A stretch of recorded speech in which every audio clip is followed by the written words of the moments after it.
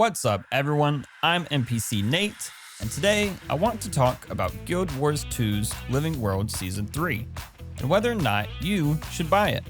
So I'm going to give it a little review here, and at the end of the video, I'll tell you whether or not I think it's worth the price. However, I would like to warn you now that if you have not played through this content, there will be spoilers in this video. So, what is the price? Well, the complete pack for Season 3 is 960 gems, which will adjust if you already own one or more episodes to prevent redundant purchases. Or you could buy each episode for 200 gems individually.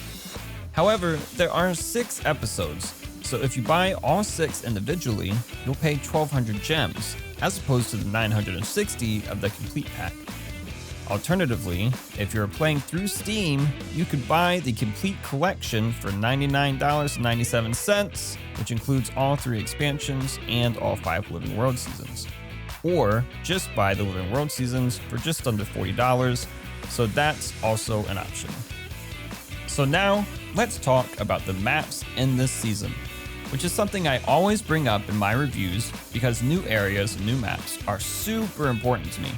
So this season introduces some really awesome areas. There's Bloodstone Fen, which is a super crazy exploded piece of jungle with tons and tons of gliding around. And to be honest, I got really frustrated with it. But I still recognize that it is a very creative and well-designed area. Then there's the Bitterfrost Frontier, which is a super cold northern region where you run the risk of getting frozen in an ice storm. So, watch out for that. After that, you go to the Ring of Fire, which is a group of volcanic islands in the south. You first go to Ember Bay, location of an ancient Mersat city.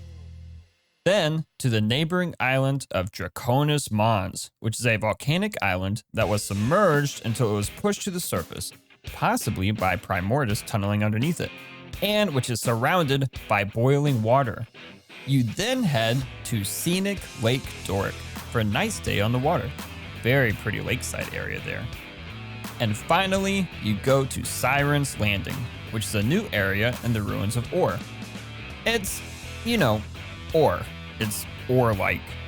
Overall, I'd say this season gives us not only way more areas than the previous season, but they are, for the most part, way more fun and way cooler than those annoying old Season 2 zones. And for that matter, I honestly think they're better than any Heart of Thorns maps as well. Needless to say, I love the new zones Season 3 brought into the game. Alright, so now let's talk about the story of this season. This season has so much story and so much content, it honestly feels way more like an expansion than a Living World season. I should also note that this is one of my favorite story segments so far. I really feel like things are picking up and the quality of the content is skyrocketing before my very eyes. There's a lot to cover here, so I'm just gonna give you the broad strokes. So this season's story starts with Ayre's Memorial, which is a very sad affair. I don't know if you remember from the Heart of Thorns, Ayre is killed.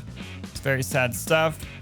You go to her homestead and meet with some of her friends, and Garm shows up and he's injured, and you help him out and kind of take care of him a little bit, and much sadness is had by all. After that, you head to Taimy's lab, and while you're there, General Almora shows up and offers you command of the Pact, which you turn down. While you're there, you meet Kanak, who tells you about Minister Caudicus being on the run. And then you decide you're gonna head back to Divinity's Reach, and General Almora offers you a ride in her airship. While you're in the airship, headed towards Divinity's Reach, you notice there's this big storm-looking thing, and that's pretty scary, and you decide you're gonna head right towards it, and then there's this big explosion, and it's a lot of bad stuff going on, but you survive the explosion, and it was pretty epic. White Manta was a group in Guild Wars 1 that you help out and they actually are evil? Oh, okay. They follow the unseen one. Whoa, what the hell is that? Somebody done sent off a nuke. Oh, that's a big chunk of rock.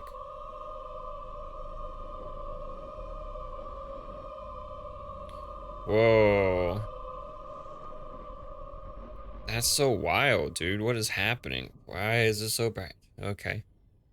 On your feet. What? We survived. How did we live through Somehow. that? No way, dude. We would have been toast. No way. After this cutscene, you are in Bloodstone Fen, which is the exploded part of the jungle that I was talking about earlier. Now, this is a very cool area, and while you're traveling around the area, you find White Mantle cult members, and you fight them, and it is revealed to you at some point that Cauticus is their leader. You then track down and confront Cauticus, at which point it's revealed that his second in command has summoned Lazarus, the last Mercat. But then, in an unexpected turn of events, Lazarus rejects Cauticus and attacks the White Mantle, kills a bunch of them, and then escapes. It's at this point that it is discovered that Primordus and Jormag are both awake, and their minions are causing problems. And that's when you go to Ember Bay to investigate dragon energies. And it's at this point that you receive a message that the egg, which you saved in Heart of Thorns, has begun to show activity and they think it's going to hatch. So you go back to the egg chamber to witness the birth of Aurene, the most wonderful dragon ever. Yeah, hatched. Look at me go. Oh, what's happening? Oh, no. Oh, God.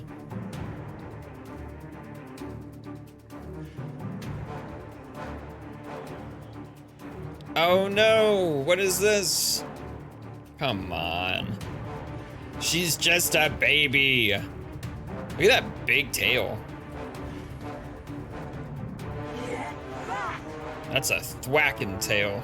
It's made for thwacking. Commander, the chamber! Something's wrong! Pull them off while I write this. Sure. Yeah. It's kind of bright. Okay. But then, oh no! You're attacked by Primordus' destroyers, and it's a vicious onslaught. But during this attack, Lazarus shows up, and he helps you survive the assault and says that he's on your side. Now, the commander at this point seems a little unsure of Lazarus and his motives, but he decides to trust him, and Marjorie decides to trail Lazarus at this point and see what he's really up to. After that, you go to the Bitterfrost Frontier to investigate Icebrood, and that's where you learn that Bram is super angsty. You're not my mom. And after dealing with Bram's teenage angst, you go to Divinity's Reach, where you get attacked by White Mantle. It is during this attack that you see Queen Janna go hard, and I mean beast mode. It's an attack from space. Now witness Janana's true power. Shield us from the lightning seeds. It's enough. Fellow ministers, That's probably about it. join me and help the White Mantle rid Kryta of this illegitimate ruler, or stand by her side and be judged by my fire. Estelle, how what a is she surprise. illegitimate? Who could have seen this coming? You? Maybe you. Oh shit. She's just popping them off. Did you? Good lord. And you, my friend? Were you surprised? He tried to run. Get Pop back him. here, you! And then it's time to relax and go to Scenic Lake Doric, which is under siege from White Mantle and their new centaur allies. What is with the centaurs? And it's around this time that Taimi makes a plan for Jormag and Primordus to fight each other, because that's the only way that they can be killed. At this point, you track Cauticus to his home, Beetlestone Manor, and fight him and kill him. And then there's the large picture of Logan in his room, which I kind of like. I mean, where do I get one of those? That's maybe because if he thought, you know what, We should probably never tell Logan about this. While you're investigating Beetlestone Manor, however, you discover that Cardicus did not want Lazarus summoned, and he actually sabotaged the ritual to summon Lazarus, which means that the Lazarus that you have been interacting with is a fraud. After this realization, you return to Timy's lab, where you and your friends formulate a plan to trap Lazarus and reveal his identity, which works. He comes to the lab, you fight him, you trap him, you reveal his identity, which is Balthazar, the god of war and fire.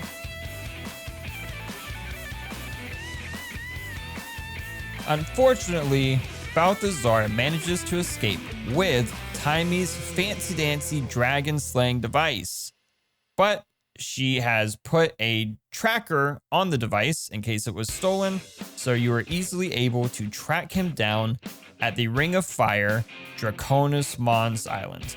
And it's while you're here that Timy discovers that killing Elder Dragons actually destabilizes the flow of magic and could even destroy all of Tyria. And after this, you find old Balthy trying to steal the dragon's magic, Primordus, who is under the volcano at Draconis Mons, and you face off with him, but he sicks his dogs on you. And after you fight the dogs, he puts the dragons back to sleep, basically because he's trying to kill them with a machine, and you overload the machine. So you kind of foil his plans, but he does get a lot of power from the dragons, and the dragons, which have been awake, are now back to sleep. And then Balthazar, of course, escapes. And at that point, you go to Orr. Now, you're trying to track down this thing called the Eye of Janthier. And while you're tracking it down, you meet a very friendly Shining Blade agent. Now, the Shining Blade agent has secrets that she cannot tell you because you are not a part of the Shining Blades. And so you join the Shining Blade, and you are one of them now, and you can learn their secrets. So that's cool. And now that you're in good with your new Shining Blade agent friend, she convinces you to summon the real Lazarus and kill him, which is kind of cool. And she turns out to be Livia from Guild Wars 1. But after you kill Lazarus, you're able to ask the Eye of Janthier where Balthazar went. And it shows you a vision of the Crystal Desert. And that's the end of the season, which leads you right into the Path of Fire expansion. And now for my overall opinion. I love this season. Let's get that absolutely clear. The zones, the story, the character development, this feels like a huge turning point for the game. I really feel like ArenaNet has leveled up and begun to show off their story and development skills. Another thing I want to point out is the fact that the Season 3 zones all have their own currency that you can farm and multiple vendors that sell Ascended gear, which is a great way to gear up. So that's super important as well. Overall, I'd say that this is my favorite content in the game up to this point. I feel like it's miles above the rest, and I would 100% recommend that everyone gets this season. Even if you don't give two hoots about the story, simply for the zones and the ease of access to these Ascended gear pieces. So please do yourself a favor. If you're unsure about whether or not to get this season, please do it. It's absolutely worth it. That's it for today's video. Thank you so much for watching. If you like this video or you like this kind of content, then please don't forget to like and subscribe. It'll really help me out, and I hope to see you around. Thank you.